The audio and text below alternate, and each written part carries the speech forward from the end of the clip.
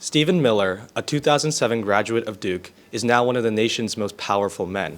Vote for the right to have a secure sovereign border and for the right to have a government that puts American citizens ahead of illegal aliens. The Deputy Chief of Staff for Policy under President Trump got his start in the White House 10 years ago as a speechwriter.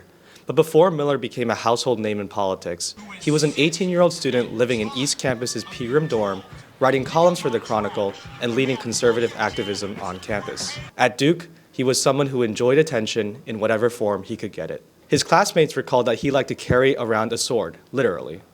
They recalled him walking around in a weird brown bathrobe and drinking scotch. As a first year, Miller, quote, looked and acted like an old man. Miller, quote, launched into angry rants if cashiers tried to card him when buying alcohol, according to journalist Jean Guerrero, author of Hate Monger, a 2020 biography about Miller. In his sophomore year, Miller started a chapter of Students for Academic Freedom and started circulating a pledge for professors to sign. Opposition across campus was fierce. Those who didn't share his beliefs sent in letters to the editor expressing dissatisfaction with the pledge. Miller got letters to the editor after defending the controversial comments of a conservative talk show radio host and when writing about the gender pay gap. He expressed those viewpoints mostly through a column in the Chronicle that started his junior year. The most famous of his stands came in March 2006, when Miller defended the Duke men's lacrosse players accused of rape. I think I speak for many students when I say that we're very, very concerned that two innocent people may have possibly just had their lives ruined. Lord, your first concern is that somebody's falsely accused? Don't tell me what my first concern is. As one of the country's most partisan figures today,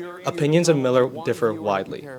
The Chronicle's volume 101 editor-in-chief, Sayward Darby, called Miller, quote, the worst person she ever met. On the other hand, Adam Zell, a 2008 Trinity alum, said Miller is, quote, the greatest man to come out of Duke since President Nixon. Throughout his Duke career, most people don't really remember Miller having any close friends or confidants. Instead, almost everyone seems to remember Miller was focused on building his brand. 20 years on, Miller's brand hasn't changed. Today, as one of Trump's most loyal advisors, Miller still doesn't back down from fights and makes sure everyone knows where he stands.